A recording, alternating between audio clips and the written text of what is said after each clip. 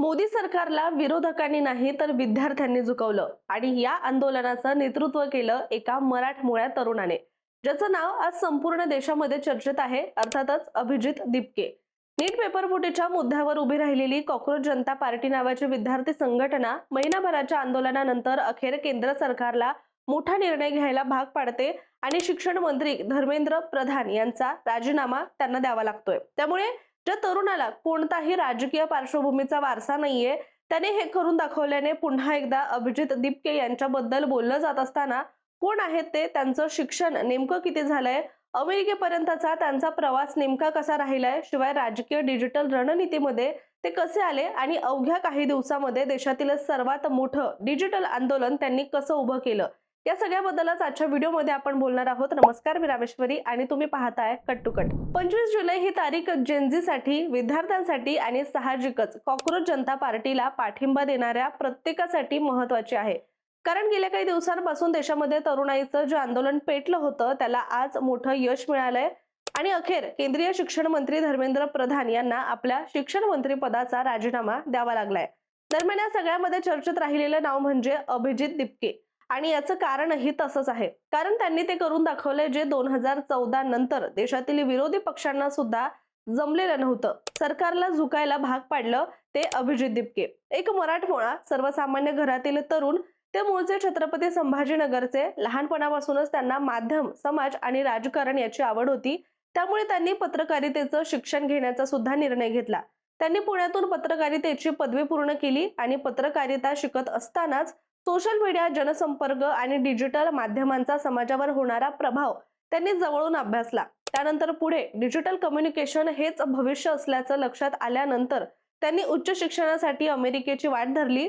अमेरिकेतील प्रसिद्ध Boston युनिव्हर्सिटीमधून public relations या विषयामध्ये मास्टर पदवी पूर्ण केली आणि या शिक्षणादरम्यान त्यांनी केवळ जनसंपर्कच नव्हे तर digital communication, social media strategy, public narrative, त्याचबरोबर पॉलिटिकल ब्रँडिंग आणि ऑनलाईन कॅम्पेन यामध्ये सुद्धा सखोल अभ्यास सुरू ठेवला. एखादा सामाजिक किंवा राजकीय मुद्दा सोशल मीडियाच्या माध्यमातून लाखो लोकांपर्यंत कसा पोहोचवायचा आणि डिजिटल मोहिमा प्रभावी कशा बनवायच्या याचं प्रशिक्षण त्यांनी याच काळामध्ये घेतलं. याशिवाय विविध मीडिया रिपोर्टनुसार सुद्धा त्यांनी 2020 ते 2023 या काळामध्ये आम आदमी पार्टीच्या केंद्रीय सोशल मीडिया टीम मध्ये सुद्धा स्वयंसेवक आणि डिजिटल रणनीतिकार म्हणून काम केलेलं आहे.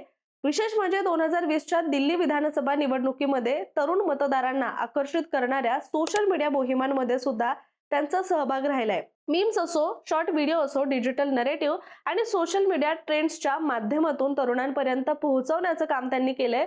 त्यानंतर त्यांनी दिल्लीच्या मुख्यमंत्री कार्यालयामध्ये सुद्धा कम्युनिकेशनशी संबंधित जबाबदाऱ्या सांभाळल्या. पुढे त्यांनी दिल्लीच्या शिक्षण विभागामध्ये कम्युनिकेशन ऍडवायझर म्हणून सुद्धा काम केल्याचं माध्यमांमधून अनेकदा नमूद करण्यात आलंय. त्यामुळे डिजिटल कम्युनिकेशन आणि राजकीय प्रचार यामध्ये त्यांना मोठा अनुभव राहिलाय, हे सुद्धा यातून स्पष्ट होतंय. दरम्यान देशभरामध्ये मात्र त्यांचं नाव चर्चेत आलं ते म्हणजे कॉक्रोच जनता पार्टी या डिजिटल आंदोलनामुळे. अर्थात 15 मे रोजी एका खटल्याच्या सुनावणी दरम्यान सर्वोच्च न्यायालयाचे सरन्यायाधीश सूर्यकांत यांनी याबाबत एक भाष्य केलं होतं. ते म्हणाले होते की समाजामध्ये आधीच व्यवस्थेवर हल्ला करणारे काही परजीवी आहेत.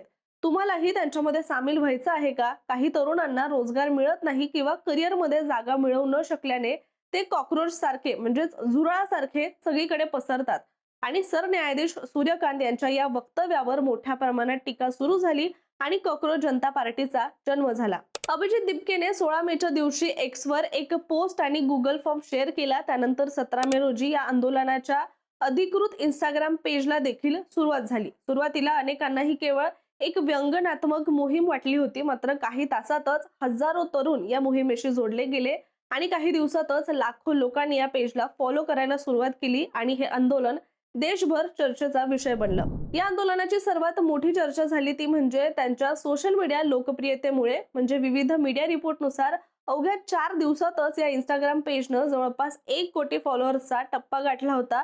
त्यामुळे सोशल मीडियावर सीजेपीची तुलना देशातील प्रमुख राजकीय पक्षांच्या अधिकृत अकाउंटशी सुद्धा केली जाऊ लागली. विशेष म्हणजे सीजेपीवर अत्यंत कमी पोस्ट असताना सुद्धा त्याला मोठा प्रतिसाद दिवसेंदिवस मिळत होता. अभिजित दिपके यांच्या मते कॉक्रोच जनता पार्टी हा पारंपरिक राजकीय पक्ष नसून तो एक डिजिटल जन आंदोलन आहे. त्यांच्या म्हणण्यानुसार ही मोहीम पेपर फुटीमुळे त्रस्त विद्यार्थी, स्पर्धा परीक्षांची तयारी करणारे तरुण, सुशिक्षित बेरोजगार आणि व्यवस्थेकडून दुर्लक्षित असल्याची भावना असलेल्या जेनझी पिढीचा आवाज आहे. त्यांनी प्रसिद्ध केलेल्या जाहीरनाम्यामध्ये महिलांना अधिक राजकीय प्रतिनिधित्व, पक्षांतराविरोधात कठोर नियम, पेपरफुटी विरोधात कठोर कारवाई, बेरोजगीवर ठोस उपाययोजना आणि प्रशासनातील पारदर्शकता अशा अनेक मागण्या त्यामध्ये करण्यात आल्या होत्या. आणि याच दरम्यान या आंदोलनाला अधिक बळ मिळालं ते म्हणजे प्रसिद्ध पर्यावरणवादी सोनम वांगचुक यांच्या पाठिंब्यामुळे. त्यांनी 28 जून रोजी दिल्लीतील जंतर मंतर इथे विद्यार्थ्यांच्या आंदोलनाला पाठिंबा देत बेमुदत उपोषण सुद्धा सुरू केलं होतं. आणि त्यानंतर त्यांनी 26 दिवस हे उपोषण सुरू ठेवलं आणि अखेर 24 जुलै रोजी केंद्र सरकारकडून काही आश्वासनं मिळाल्यानंतर त्यांनी हे उपोषण मागे घेतलं. मात्र त्यानंतर सुद्धा अभिजित देपके यांनी आंदोलन सुरूच ठेवण्याची भूमिका घेतली होती. सोशल मीडियावर सीजेपीला मोठा प्रतिसाद मिळत असतानाच अनेक राजकीय नेत्यांनी सुद्धा या मोहिमेची दखल घेतली होती. अनेक दिग्गज कलाकार, नेते मंडळी या आंदोलनाशी जोडले गेले आणि मधल्या काळामध्ये जंतर मंतरवर हिंसक वळण सुद्धा या आंदोलनाला आल्याचं आपण पाहिलेलं आहे. आणि त्यानंतर तरुणांकडून सरकारबद्दलचं विरोध हा अधिकच व्यापक होत चालला होता. दिवसेंदिवस अधिकाधिक लोक देशाच्या कानाकोपऱ्यातून या आंदोलनाशी जोडले जात होते आणि धर्मेंद्र प्रधान यांच्या राजीनाम्याच्या मागणीचा दबाव सुद्धा वाढत चालला होता. अखेर सरकारच्या विरोधात घेतल्या जाणाऱ्या भूमिका, ट्रोलिंग, त्याचबरोबर वाढता दबाव या सगळ्यामुळेच अखेर सरकारला झुकावं लागलं आणि विद्यार्थ्यांची मुख्य मागणी पूर्ण झाली. सगळीकडे जल्लोष केला जाऊ लागला आणि या ऐतिहासिक यशानंतर अभिजित दिपके यांच्या पालकांची सुद्धा पहिली आणि अत्यंत भावुक अशी प्रतिक्रिया सुद्धा समोर आली. त्यांच्या आईला आनंद अश्रू अनावर झाले होते आणि यावेळी त्यांनी म्हटलं की आज खूप आनंद झालाय. त्याच्या प्रामाणिकपणाला आणि कष्टाला अखेर यश आलंय. गेले काही दिवस आम्हाला रात्रीची झोपही येत नव्हती. सकाळी उठल्यावर फोन हातात घेताना धडधडायचं. कोणती वाईट बातमी किंवा व्हिडिओ समोर येईल या भीतीने मन अक्षरशः व्याकुळ व्हायचं. पण आज डोळ्यात समाधानाचे आणि आनंदाचे अश्रू आहेत. आणि आता त्याने लवकरात लवकर घरी यावं आणि तो आला की त्याला मी घट्ट मिठी मारेल. यापूर्वी त्याने स्वतःला मला ओवाळू दिलं नव्हतं. मम्मी, मी काही मोठा पराक्रम केलेला नाही असं अभिजित म्हणायचं असं त्यांच्या आईने म्हटलेलं आहे. त्यामुळे आता मी त्याचं औक्षण करणार आहे. आणि हा विजय केवळ अभिजितचा नसून या आंदोलनामध्ये प्रत्यक्ष अप्रत्यक्ष सहभागी झालेल्या देशातील प्रत्येक विद्यार्थ्याचा आहे असं सुद्धा अभिजितच्या आईने म्हटलंय. आणि याचबरोबर वडिलांनी सुद्धा मला राजकारणातलं फारसं समजत नाही, माझ्या इच्छेविरुद्ध जाऊन मुलाने हे आंदोलन सुरू केलं होतं. तो समाजकारणामध्ये उतरल्यामुळे एक बाप म्हणून मी खूप चिंतेत होतो. पण धर्मेंद्र प्रधान यांनी मनाचा मोठेपणा दाखवलाय. आजकाल कुणी साधी सरपंचाची खुर्ची सुद्धा सोडायला तयार होत नाही. तिथे त्यांनी एवढ्या मोठ्या मंत्रिपदाचा त्याग केलाय. राजीनामा देताना सुद्धा त्यांनी विद्यार्थ्यांच्या अभ्यासाचा विचार केलाय. ही मोठी गोष्ट आहे. त्यामुळे या घटनेकडे कुणीही कोणाचा जय किंवा पराजय या दृष्टिकोनातून पाहू नये असं मत जे आहे ते अभिजितच्या वडिलांनी व्यक्त केलंय. पण एक महत्त्वाची गोष्ट इथे लक्षात घ्यावी लागेल ती म्हणजे इथेच हा लढा संपलेला नाहीये. अभिजित दिपके यांच्या इतर मागण्यांनुसार आता आंदोलकांवरील गुन्हे मागे घ्या आणि नीट पेपर फुटीमुळे आत्महत्या केलेल्या विद्यार्थ्यांच्या कुटुंबियांना सुद्धा भरपाई द्या अशी मागणी सुद्धा अजून बाकी आहे. त्यामुळे त्याकरिता सुद्धा काही दिवस हा जो लढा आहे तो पुढे सुरू राहू शकतोय.